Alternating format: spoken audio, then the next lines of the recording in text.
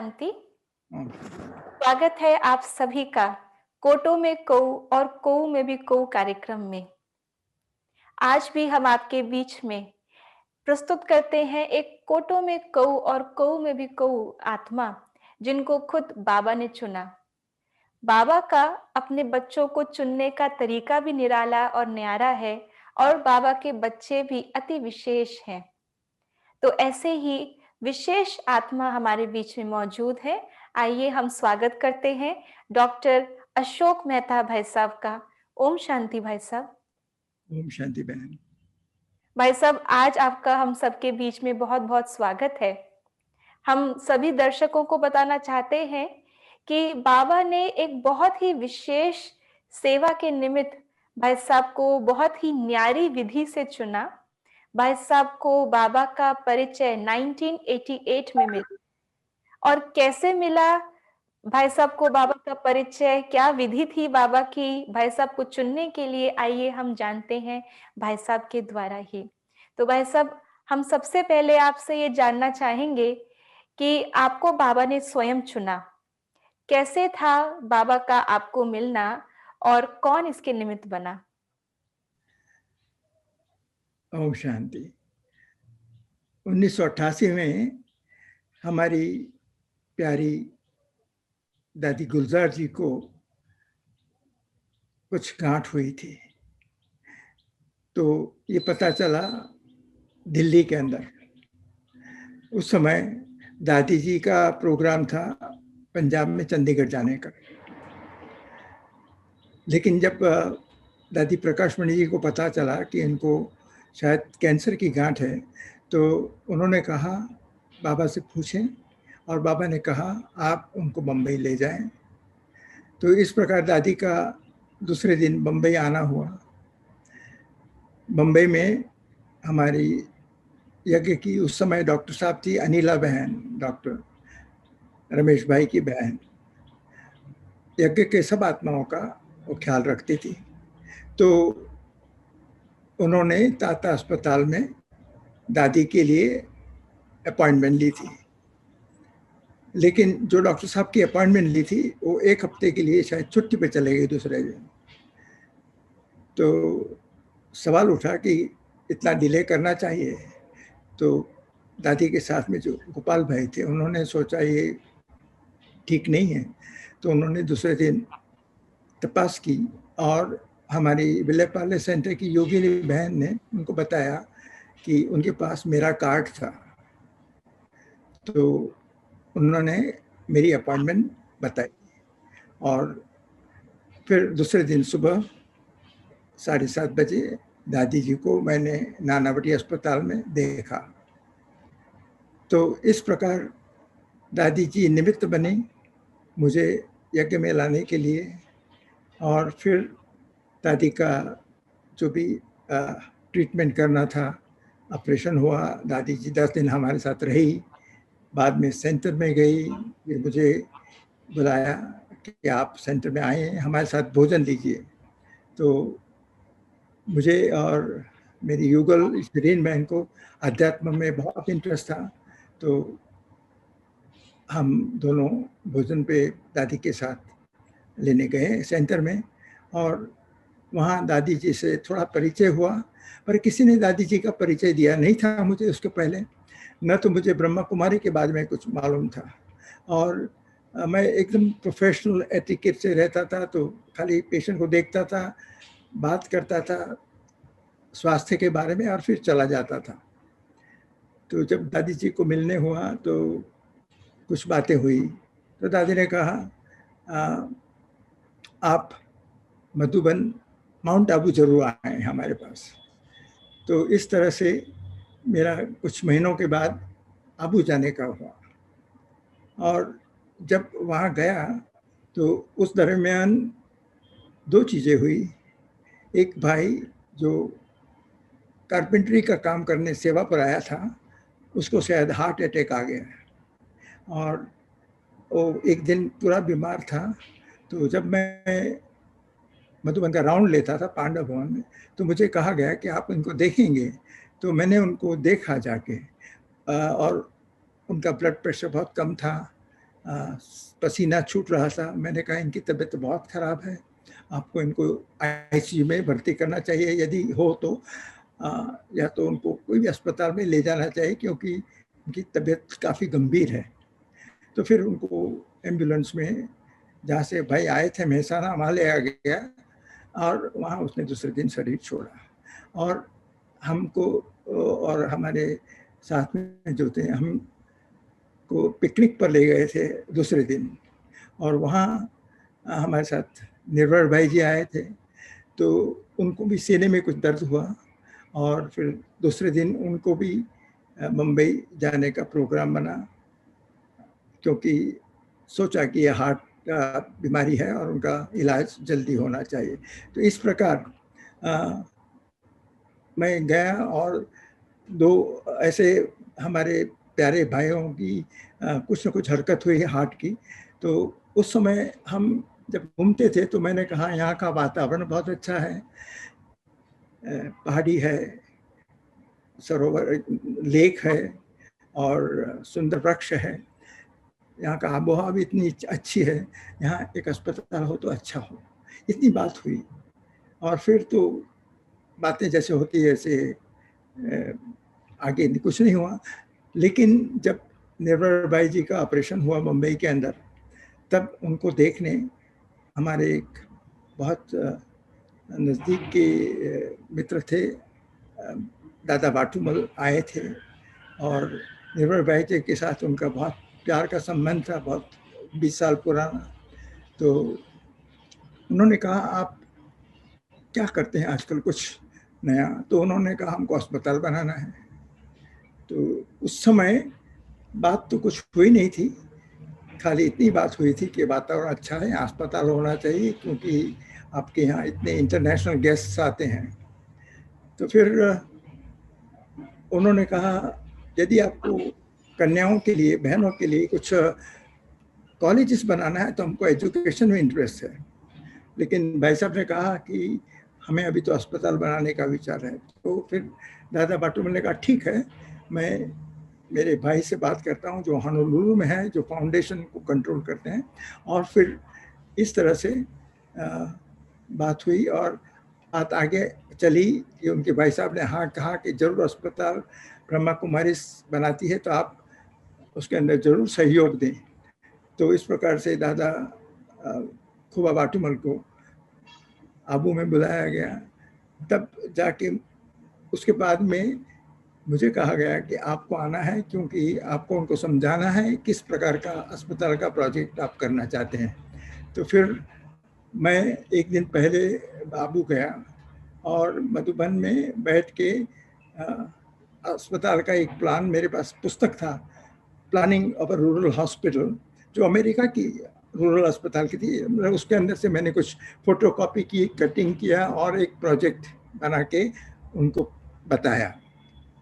और फिर हमारे पास एक मधुबन में एक जगह थी जहां आज हमारा ग्लोबल अस्पताल है, वहाँ पावन धाम नाम का मकान था, जिसमें बाबा के बच्चे आते थे। जब अव्यक्त बाप दादा की पधरावनी होती थी तभी मिलने के लिए, तो उनको वहाँ रखा जाता था।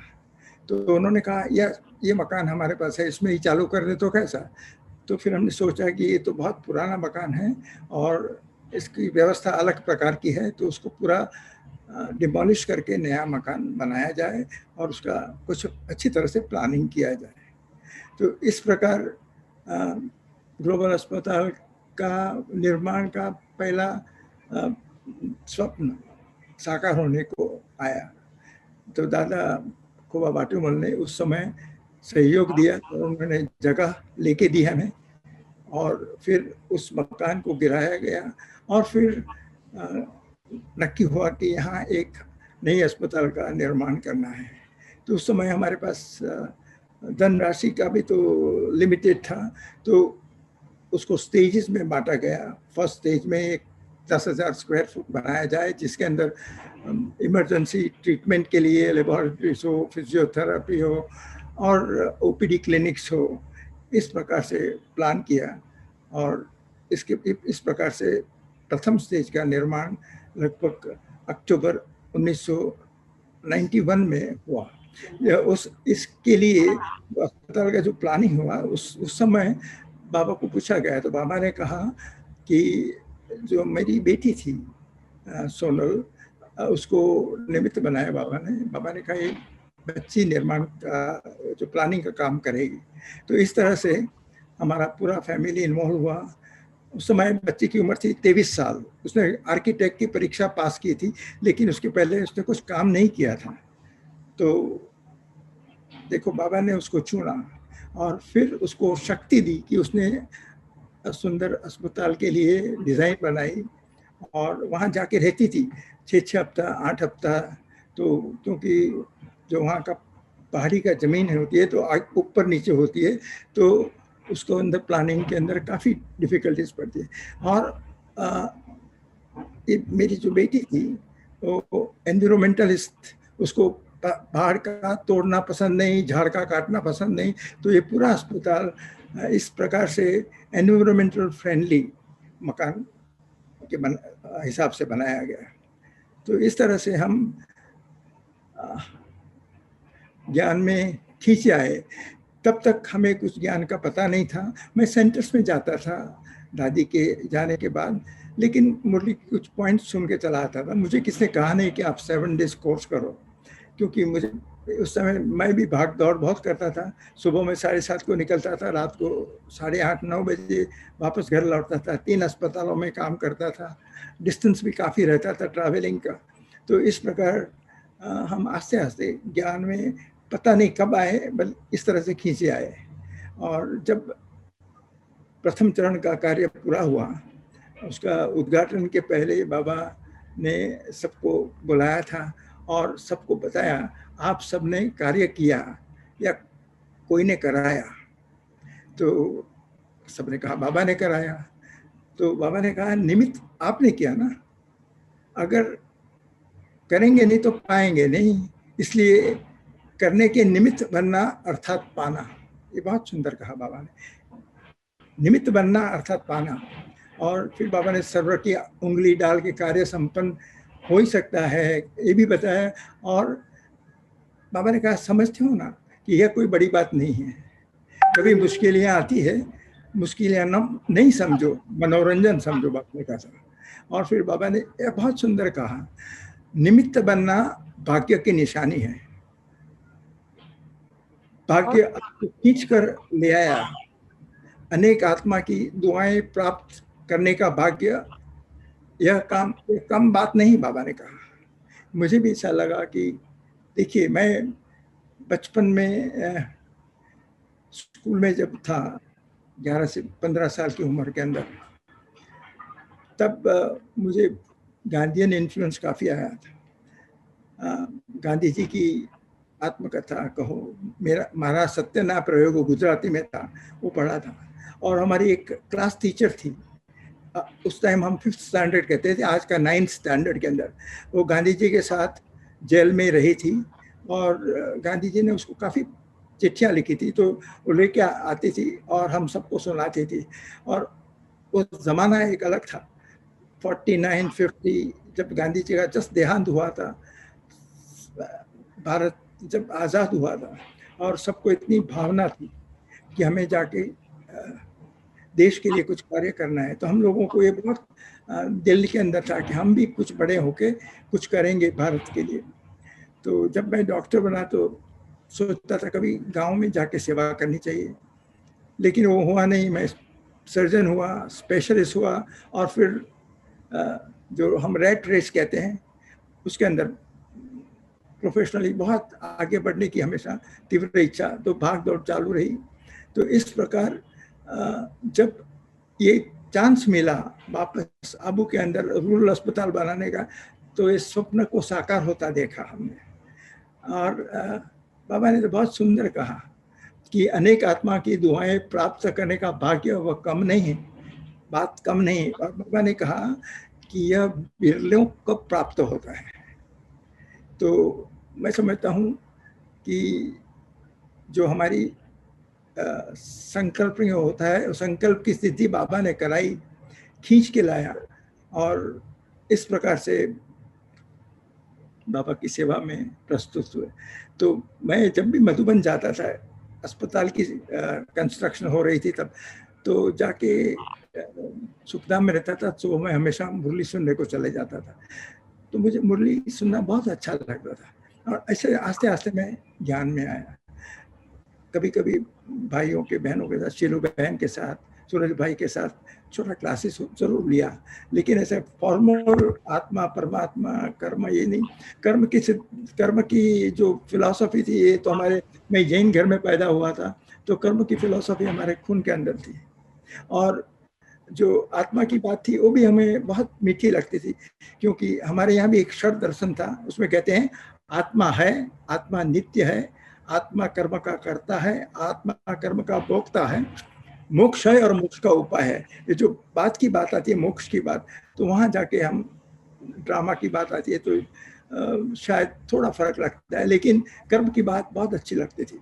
और गांधी जी की जो अनासक्त कर्मयोग की बात थी चौथे अध्याय की, वो भी बहुत अच्छी लगती थी कि आसक्ति नहीं होनी चाहिए। बाबा जो कहते हैं इच्छा मात्रम अविद्या, ये बात बरोबर बैठती थी। तो और बचपन में जब ये आध्यात्मिक इन्फ्लुएंस हुआ, तब मुझे लगता था कि इन लोगों का जीवन कितना डिफिकल्ट है, क्योंकि मैं जैन साधुओं को देखता था, उनको बाल भी खींच के निकालते थे, पाँव में कुछ जूते नहीं पहनते थे, चल के जाते थे, भोजन भी गोछरी मैंने घर घर जाके लेके आते थे। तो मुझे लगा ये तो बहुत डिफिकल्ट है। परमात्मा अच्छा लगता है, लेकिन परमात्मा को पाने का जो रास्ता है बहुत डिफिकल्ट है। तो बाबा ने खुद ही आपको चुन करके आपका रास्ता बहुत सहज बना दिया। तो हाँ, जैसे कि हम देखते हैं, कोई आत्मा ज्ञान से खिंचती है, कोई प्यार से खिंचती है, कोई सेवा से खिंचती है, तो आपको बाबा ने स्वयं सेवा जो आप कर रहे थे, आप प्रोफेशनली ऑन्कोलॉजिस्ट हैं, और उसके द्वारा ही बाबा ने आपको खींचा और निमित्त भी बनाया इतनी श्रेष्ठ आत्मा जो स्वयं बाबा का रथ थे। और आपका पहले का जो आप बता रहे हैं, बहुत सुंदर, बचपन से आपका स्पिरिचुअल बेंट ऑफ माइंड था, गांधीयन फिलॉसफी को आप मानते थे, फॉलो भी करते थे। तो कैसे बाबा ने आपको उसके द्वारा ही सुना। और विशेष जो मुझे आज जानने को मिला भाई साहब, कि आपने कभी कोर्स नहीं किया, आप बाबा के प्यार में और बाबा की मुरलियों से, ठोस ज्ञान से, और पालना जो आपको दादियों के थ्रू मिली, उससे ही आप ज्ञान में चल पड़े, और चलते ही आपने सेवाओं को शुरुआत कर दिया। तो सेवाओं का तो भाई साहब हम आपके द्वारा आगे भी जानना चाहेंगे, लेकिन जब ऐसे हम चलते हैं ज्ञान में, जब हमने कभी विधिवत बाबा का परिचय नहीं लिया, तो आपको ये निश्चय कैसे हुआ कि ये सारा ज्ञान परमात्मा ही दे रहे हैं, ये ब्रह्मा कुमारी का ज्ञान नहीं है, ये दादी का ज्ञान नहीं है। तो और दादी तो स्वयं बाबा का रथ थे। तो बाबा ब्रह्मा रथ में आकर के ज्ञान दे रहे हैं, फिर बाबा ने दादी को भी रथ चूज किया, ये भगवान का कार्य चल रहा है, इसमें आपको सहयोग देना है, ये आपके मन में कैसे आया?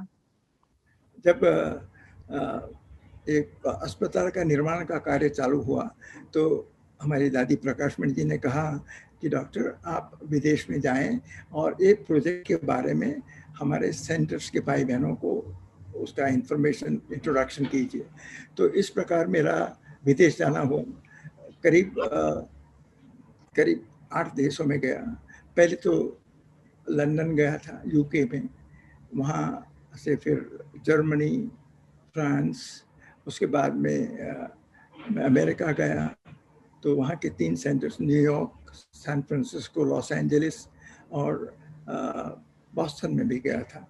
तो और उसके बाद में जापान में टोक्यो, ओसाका और कोबे, और उसके बाद में सिंगापुर और हांगकांग में एक प्रोजेक्ट इंट्रोड्यूस करने के लिए कई विदेश के अच्छे लोगों को मिले। कॉन्सुलेट, सब कॉन्सुलेट में जाते थे, मेयर्स को मिलते थे, कई वहाँ के जो जाने माने लोगों थे उनसे मिलते थे। तो ये मेरा एक अनुभव बहुत सुंदर रहा। इस तरह मैं, मेरा ज्ञान तो बहुत लिमिटेड था अध्यात्म का, लेकिन लाइफस्टाइल और उसके बारे में मैं काफ़ी बोलता था। तो ये मेरा प्रथम अनुभव था ब्रह्मा कुमारी उसका। तो मुझे उनकी सब चीज़ बहुत अच्छी लगी। खास करके मैंने जब जगदीश भाई ने जो 5 क्वालिटीज कही है, मैंने उसका अनुभव किया। सरलता, नम्रता, मधुरता, हर्षित मुक्ता, अंतर्मुक्ता, ये 5 चीज मैंने सबके अंदर एक सरीकी दिखी। तो मुझे ऐसा लगता था जैसे एक फोर्ड मोटर कंपनी की मोटर की जैसे डिजाइन्स होती है, इसी का हमारी बहनों एक सरीकी उनका चेहरा, उनका खुशी, मतलब मुझे बहुत अच्छी लगी। तो मैं इमोशनली ज़्यादा इन्वॉल्व हुआ उस समय, कि मुझे ऐसा लगा कि इतने अच्छे लोगों को साथ मुझे कार्य करने मिला। और ये जब चल रहा था तो देख रहा था कि बाबा की बातें सुनता था, ब्रह्मा बाबा की बातें सुनता था, शिव बाबा की बातें सुनता था। तो इस प्रकार से मेरा इंट्रोडक्शन हुआ।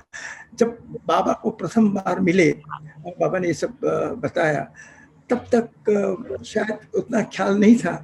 हम समझते थे कि शायद दादी ट्रांस में जाती है और कहती है। फिर उसके बाद में समय जैसे बीतता गया, ऐसा बाबा का ज्ञान और नक्की हो गया कि हम परमात्मा के सामने बैठे हैं और परमात्मा के कार्य में मदद रूप हो रहे हैं। शायद परमात्मा हमें खींच के हमारे से, हमको निमित्त बना के हमारा भाग्य की रेखा बढ़ा रहे हैं। एक बार बाबा ने कहा था, उठाओ कलम, खींचो लकीर, भाग्य की लकीर जितनी चाहो उतनी लंबी खींच सकते हो। बाबा के एक एक वाक्य इतने सुंदर होते थे। कभी बाबा ने कहा था, आप बेफिक्र बादशाह हो। तो ये भी ऐसा नशे वाली बात करते थे। और एक बार जब मैं, मेरा हार्ट का ऑपरेशन हुआ था 2000, हार्ट का ऑपरेशन नहीं, हार्ट की बीमारी हुई थी 2010 के अंदर, और फिर बाबा को मिलने गया था। तो बाबा ने बहुत सुंदर कहा था कि जैसे हम समझते थे हमको बाबा ने ही बचाया है, क्योंकि उस टाइम में 6 दिन वेंटिलेटर पर था और मेरी हालत बहुत सीरियस थी। दादी जानकी आई थी और हाथ, सर पे हाथ रख के गई थी। तो मुझे हमेशा ऐसा लगता था कि मेरे पास कुछ और भी काम कराना है, तो मुझे आगे चलना है। और 2011 में एक बाबा ने बहुत सुंदर कहा था कि आप परिवार में एग्जाम्पल बन जाएंगे, बाप के निमित्त आत्मा हो।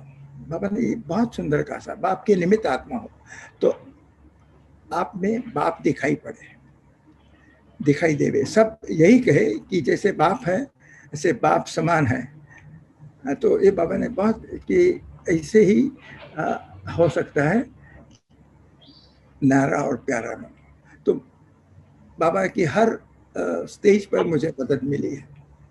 मैं समझता हूँ भाग्यवान हूँ कि बाबा के रथ ने मुझे ज्ञान में लाया और फिर बाबा ने इतनी सुंदर पालना दी और मुझे इतना अवसर दिया कि अनेक बहनों के ऑपरेशन का मैं निमित्त बना। और मैं कभी कभी ऐसा लगता था ऊपर उड़ रहा हूँ हवा के अंदर, तो हर चीज़ में। और फिर बम्बई में 2002 में अस्पताल बनी, उसके अंदर भी निमित्त बनने का मौका मिला। वहाँ म्यूनिसिपल कमिश्नर और बॉम्बे सबर्बन इलेक्ट्रिक सप्लाई जिन्होंने ये अस्पताल बनाई थी, उनके दोनों चेयरमैन और मैनेजिंग डायरेक्टर्स को मिलने गए थे। योगी डिवेन साथ में थी। तो हमने उनको बाबा के शब्द बताए। हमने कहा हम देवता है लेवता नहीं, हम देने वाले हैं, बाबा ने हमें निमित्त बनाया। तो उनको बहुत अच्छा लगा। बहुत तो सुंदर भाई साहब। तो आपको ज्ञान में जैसे कि दूध में चीनी डाल दे तो वो धीरे-धीरे घुलती रहती है, ऐसे ही आप भी बाबा के महावाक्यों को सुनते-सुनते और जैसे कि आपने कहा कि आपने जो व्यवहार देखा, ना केवल दादियों का लेकिन आप इतने स्थानों पे घूमे, देश-विदेश आपने हर जगह एक ही कल्चर देखा, एक ही चाल-चलन, जैसे आपने बहुत सुंदर कहा एक ही कंपनी के अलग-अलग प्रोडक्ट्स होते हैं, तो इससे आपको निश्चय हुआ कि इतना डिफरेंसेस होने के बाद भी इतना एकता और इतना व्यवहार के अंदर वही गुण सब में दिखाई दे, ये भगवान ही करा सकता है। और कोटो में कोऊ तो आप हैं ही, जैसे आप बता रहे हैं, डायरेक्ट परमात्मा ने आपको वरदान दिए। इतनी आत्माओं का आपने यज्ञ के अंदर रथ को, बाबा के रथ के साथ-साथ इतनी सारी आत्माएँ और भी जिनका आपने स्वास्थ्य सँभाला, उनको आपने लाभ दिया। तो भाई साहब, आपने जो दादियों से इतनी समीप पालना ली है, थोड़ा-सा उस भाग्य का भी वर्णन अगर आप हमें बता सकें कि बाबा से तो आपको बहुत वरदान मिले ही हैं, लेकिन दादियों के द्वारा आपको क्या विशेष पालना अनुभव होती थी? हम जब भी पांडव भवन जाते थे, और बहुत जाना होता था, क्योंकि जब अस्पताल का निर्माण हुआ उसके बाद में भी हर 1-2 महीने के बाद बाबा के अवतरण में जाने का मौका मिलता था, और कुछ न कुछ कारण बनता था, कुछ न कुछ फंक्शन बनता था। तो दादी जी के पास जब भी जाते थे तो बहुत प्यार मिलता था। दादी हमेशा बहुत प्यार से हम सबको बैठाती थी, हमारे घर आती थी कभी। हमने जब एक घर बनाया अब माउंट आबू के अंदर, तो दादी ने उद्घाटन के समय पर आके खुद ने, जैसे भोग लगाने के लिए हम जिसको सीरा कहते हैं हिंदी जी। में, हाँ, तो हलवा बनाते हैं जैसे। हलवा हलवा तो हल दादी ने खुद आके हलवा बनाया। तो बहुत दिवाली के समय एक बार आई थी दादी, 1 घंटा तक हमारे पास साथ बैठी थी, इतना प्यार। और एक बार मुझे बहुत सुंदर कहा दादी ने कहा, डॉक्टर मैंने किसी को बताया नहीं आज तक, आपको बताती हूँ, मैं कभी जिंदगी में झूठ नहीं बोली। तो ऐसा ऐसा सुंदर। और दादी जब भी मिलती थी तो एक बार ऐसा हुआ कि दादी बाहर बैठी थी आंगन में, और हम लोग वहां से गए, तो हमारी युगल चली गई और दादी खाली गुड मॉर्निंग का। तो दादी ने कहा, अरे ऐसे गुड मॉर्निंग करते हैं? तो कहा, दादी आप किसी के साथ बात करते थे? तो कहा, नहीं, हमारे पास आना और अच्छी तरह से गुड मॉर्निंग करना चाहिए। तो इस तरह से दादी का बहुत प्यार रहता था, हर चीज में दादी ख्याल रखती थी। और जब हमने आबू में घर बनाने का कुछ नक्की किया, तो मैंने कुछ जगह ऐसी दूर की चुनी थी, दिलवाड़े के आगे बहुत लंबे। तो दादी ने कहा, ऐसा नहीं रहते, यहाँ नजदीक में रहते। तो बहुत प्यार से समझाया, और इस तरह से हमारा दादी ने हर चीज का ख्याल रखा। मेरी बेटी जब जाती थी तो 6-6 हफ्ता वहां रहती थी, जब अस्पताल होता था, तो उसको तो बहुत प्यार मिला। तो वो सबसे पहले ज्ञान में चली, हम सबसे पहले ज्यादा में ज्यादा आज भी वो बहुत पक्की ज्ञान में चलती है। तो मैं समझता हूँ ये दादी की वजह से। ऐसा सब दादियों के इतना प्यार मिला। जब दिल्ली जाता था तो दादी जी के पास पांडव भवन अचूक जाता था, एक शाम उनके साथ में थोड़ा टाइम तो बिताता था। तो दादी मुझे, एक ही दादी ऐसी थी जो मुझे डॉक्टर जी कहती थी। आज तक मेरे को किसी ने डॉक्टर जी नहीं कहा, एक दादी, गुलजार दादी के सिवा। तो उनका तो बहुत प्यार मिलता था। और क्या बताऊं, मुझे उनके पास जाना, रहना भी अच्छा लगता था, थोड़ी उनसे बातें करनी अच्छी लगती। एक बार मैं दिल्ली कुछ कॉन्फ्रेंस के लिए गया था, और शाम को उनके पास जाना था, तो हम गए, और फिर जाने में थोड़ा देर हो गई, तो 8 बज गए थे। तो दादी के साथ बातें करते, फिर आधा घंटा निकल गया, तो बाकी की बहन बहुत रेस्टलेस हो गई। उन्होंने कहा, दादी ने अभी तक भोजन नहीं लिया। दादी ने कहा, नहीं, हम लेंगे। तो इस तरह से जब बातें करते थे तो दादी के साथ बहुत प्यार था। दादी के साथ 15 दिन अमेरिका और इंग्लैंड जाने का भी अनुभव हुआ था। तो एक बात मैं बताऊँ आपको, एक बार उस टाइम वहाँ इनर स्पेस नाम की जगह जो बनती है, ऐसे बनानी थी लंदन के अंदर। तो उस समय वो जो मेन स्ट्रीट होती थी उसके ऊपर 2 दुकानें थी, ऊपर दुकान थी, नीचे भी बेसमेंट था। तो दादी जी को, गुलजार दादी को कहा कि आप आएंगे और आप दोनों में जाएंगे, उनके वाइब्रेशन चेक करेंगे, फिर हम लेंगे। तो उस प्रकार से दादियों के साथ जाना और वाइब्रेशन चेक करना, ये भी बहुत एक अनुभव था। ग्लोबल हाउस का उद्घाटन का हुआ, उस टाइम भी जाना हुआ था। वैल्यूज इन हेल्थ केयर का जब लॉन्चिंग हुआ तब भी जाना हुआ था। जानकी फाउंडेशन के अंदर भी नेशनल कोऑर्डिनेटर होने की वजह से बहुत प्यार मिला। और जानकी फाउंडेशन एक मीटिंग वेस्टमिंस्टर का पार्लियामेंट हाउस के अंदर हुई थी। तो आप सोच सकते हैं कि दादी और हमारी बहनों का कितना प्यार हमारे लिए था। जर्मनी के अंदर हम कई अस्पतालों में देखने गए थे, सब सेंटर्स में गए थे। एक बार हम हैम्बर्ग पहुंचे, तब मेरे साथ में सोनल भी थी। तो वहाँ पुष्पर दादी थी। तो दादी जब हम गए तो दादी ने इतना प्यार से हमको बैठाया और फिर सोनल को कहा, तुम लोग बहुत दिन से घूमते हो तो आपने रोटी नहीं खाई होगी, तो आज मैं आपको रोटी बना के खिलाऊंगी। तो इतना प्यार से, तो वहां भी जर्मनी के अंदर पुष्पल दादी जर्मन नहीं बोलती थी, खाली वाइब्रेशन का दृष्टि देती थी। जानकी दादी इंग्लैंड के अंदर वो दृष्टि और वाइब्रेशन देती थी।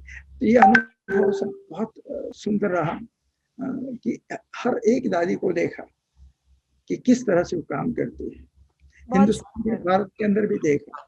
मैं कहीं कहीं तिनसुकिया में गया था, वहाँ जो दादी थी उन्होंने मुझे कहा कि आपको रात को मेरे लिए ग्लास के अंदर दूध ला के दिया। मैंने कहा दादी मैं दूध तो नहीं लेता, नहीं आपको लेना चाहिए। तो इसे प्यार से ये जो प्यार मिला ना, जैसे माता का प्यार, घर का प्यार। बिल्कुल, तो दादियों ने आपको बिल्कुल अपने भाई जैसे आपको पालना दी है, बाबा के अनन्य रतन है। और विशेष जो आपके अनुभव से हमको देखने को मिला कि आप एक बाबा के सैंपल जो घर गृहस्थ में रहते हुए कोटों में कोऊ और कोऊ में भी कोऊ बने, जिनको बाबा ने घर गृहस्थ में रहते हुए सैंपल बनाया और पूरे ही घर के द्वारा, पूरी ही फैमिली के द्वारा सेवा हुई। आपकी जो लौकिक पुत्री हैं उनके द्वारा भी सेवा हुई और हर एक दादी के द्वारा आपने कितनी समीप पालना ली। और जितने भी यज्ञ के हमारे बड़े बड़े प्रोजेक्ट्स हैं, जैसे कि आपने बताया स्वयं ही ग्लोबल हॉस्पिटल के आप निमित्त बने, प्लानिंग से लेकर के उसके आर्किटेक्चर से लेकर के उसकी फंक्शनिंग, दादी जानकी फाउंडेशन, विहासा प्रोग्राम्स जो हम डॉक्टरों की सेवा करते हैं, माइंड बॉडी मेडिसिन कॉन्फ्रेंसेस और जितने भी प्रोजेक्ट्स हैं मेडिकल विंग के द्वारा, आप उन सब के अंदर आपका बहुत ही बहुमूल्य योगदान रहा। आप दादी जानकी फाउंडेशन के नेशनल लेवल के कोऑर्डिनेशन में भी आपका बाबा ने आपको निमित्त बनाया है। तो ऐसे विशेष आत्मा से आज हम सभी ने जाना कि कैसे बाबा ने हर एक बच्चे को एक कोई ना कोई लक्ष्य से चुना है और हर बाबा का बच्चा बहुत ही विशेष है। भले ही वो उनके जीवन की धारणाएं हों, उनके द्वारा बाबा ने जो चाल चलन से या उनकी विशेषताओं से, प्रतिभाओं से सेवा कराई हो, वो सभी बहुत विशेष हैं। तो भाई साहब आपका बहुत बहुत शुक्रिया जो आज आप हमारे बीच में जुड़े और आपने अपनी वो जीवन यात्रा 30 वर्षों की जीवन यात्रा हमारे समक्ष आपने खोल के बताई, कैसे आप ज्ञान में आए और बाबा के साथ से अभी भी आप वो सब सेवाएं कर रहे हैं। तो आपका बहुत बहुत शुक्रिया भाई साहब हमारे साथ जुड़ने के लिए। और आपके भी और ऐसे ही विशेष आत्माओं के अनुभव हम समय प्रति समय जानते रहेंगे, सुनते रहेंगे और खुद भी अपने जीवन में प्रेरणाएं प्राप्त करके आगे बढ़ते रहेंगे। थैंक यू भाई साहब। Thank you. ओम शांति। ओम शांति।